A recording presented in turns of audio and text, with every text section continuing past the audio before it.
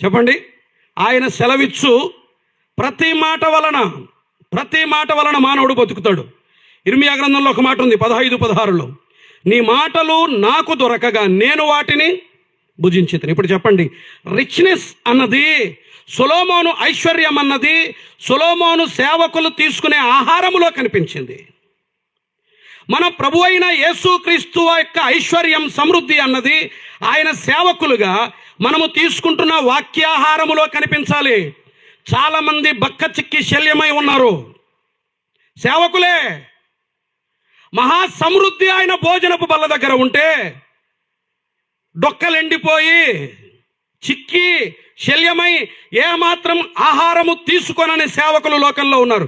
మనం అలా ఉండకూడదు.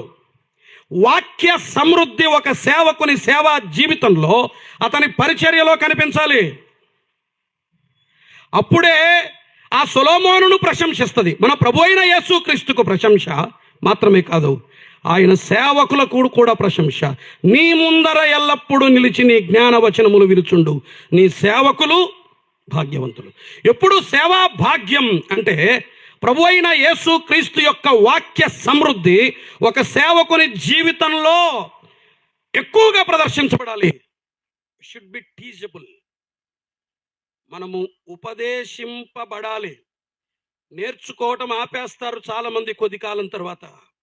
బ్లెస్ చేసి మీ శ్వాస ఆగే వరకు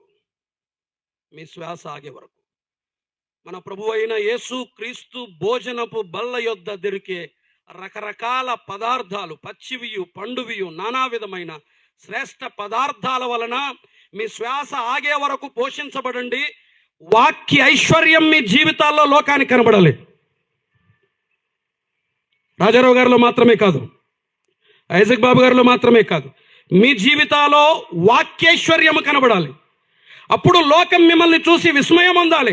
వాక్యం ఉన్నవాడిని చూసి లోకం ఎప్పుడూ ఆశ్చర్యపడుతుంది. ఆశ్చర్యాన్ని మిగిల్చేది మన వేషధారణ కాదు, మన వాక్పటిమ కాదు, మన పదధారాలత కాదు. The word of God, the richness of word of God. దేవుని వాక్య సమృద్ధి మీ జీవితాల్లో కనిపించాలి. జెస్సీ వినండి, ఈరోజు మీరు కూర్చొని వినండి.